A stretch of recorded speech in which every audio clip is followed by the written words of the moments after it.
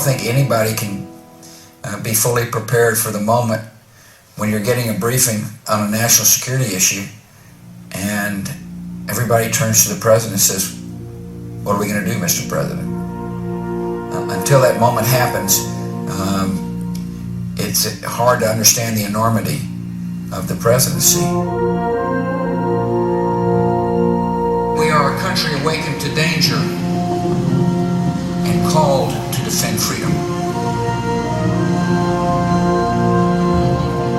On 9/11, I had a lot of emotions. Mostly I was determined, and I vowed on that day that I would use all assets at my disposal within the law to protect the American people. I ask you to uphold the values of America. We're in a fight for our principles. And our first responsibility is to live by them.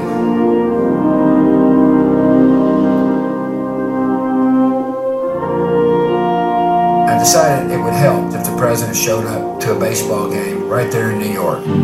We went to Yankee Stadium for the World Series. That big crowd, the first responders, the firemen and the police, we were still reeling from that terrorist attack.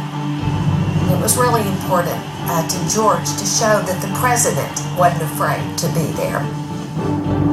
When I'm under the stadium warming up, and Derek Jeter, a great Yankee star, says, "Don't bounce it, they'll boo you." The President of the United States. And so I'm thinking, "Don't bounce it, they'll boo you," as I walk out to the mound. The baseball felt like a shot put.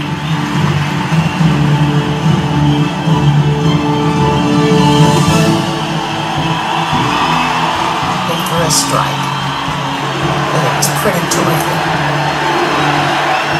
Baseball, the sport I love, was a part of the healing of our nation.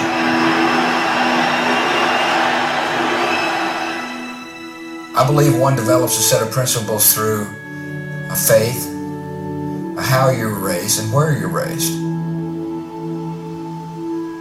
One of the great inheritances of my life was not only loving mother and dad, but being raised in Texas.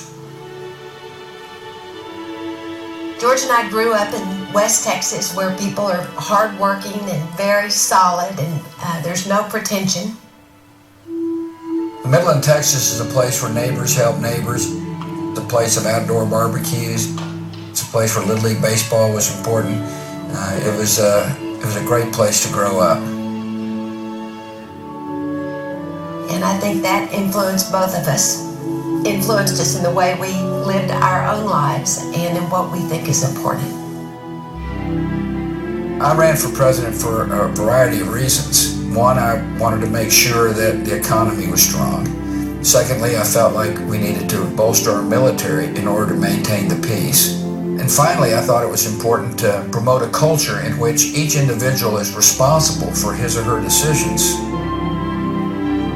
An education system that works, that focuses on results and achieves results, is essential to a vibrant and strong America. I'll never forget going to a high school geography class in a school outside of Houston. I asked the teacher, "What's it like to teach?" He said, "It's a miserable experience because many of the students that come to my class cannot read." Every school has a job to do, and that's to teach the basics and teach them well.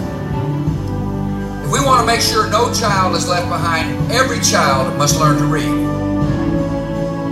We truly believe that every child could learn. If people are educated, they can be successful in every other part of their lives. One of the guiding principles of my presidency was, to whom much is given, much is required. And America is such a blessed nation that I believe we have an obligation to help relieve human suffering where we possibly can. The qualities of courage and compassion that we strive for in America also determine our conduct abroad. The American flag stands for more than our power and our interests. George announced PEPFAR, the President's Emergency Plan for AIDS Relief, in his 2003 State of the Union address. Many hospitals tell people, you've got AIDS, we can't help you. Now, I fully understand that Americans were concerned when I asked Congress to spend their money on AIDS in Africa. But in life, you've got to set priorities, and a priority of saving lives is a high priority for any nation or any person.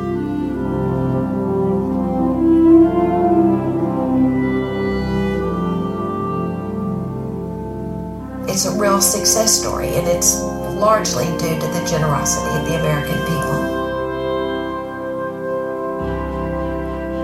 I learned a lot from watching my dad. He was a great president and a great man. He taught me that honesty was essential, that it's important to have a set of principles that you would defend, and that it was important to listen to others. I never could have run and won for governor or run and won the presidency without the support of Laura. Well, I sometimes have a few rough edges, and she's got the capacity to polish those rough edges with her strength of character and her kindness and her loving nature. I think George and I really are very well matched. He likes to talk. I like to listen. I don't think you can run for office unless you care about people. I think you've got to have a belief in your soul that each individual is important. One of the great aspects of our country is that we have a culture of service. We've got millions of people who help a neighbor in need.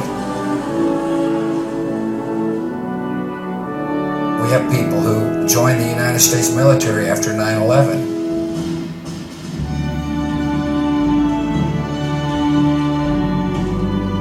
Any commander-in-chief ought to develop a special bond with the military, because the toughest decision a president makes is to send men and women in harm's way. I've watched our troops bravely defend our country and bravely work to spread democracy.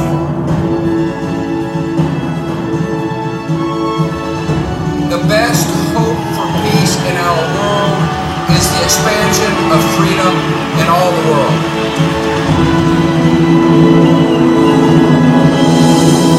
I believe freedom is universal.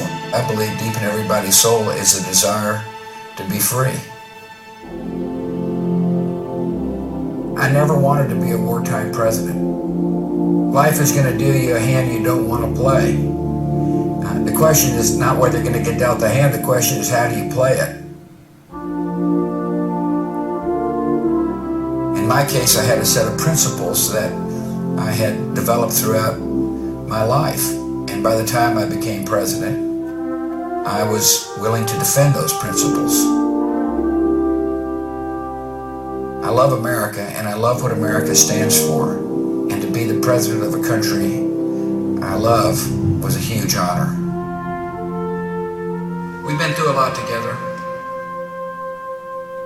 We met challenges and faced dangers. The state of our union is strong. Our cause in the world is right. And that cause goes on.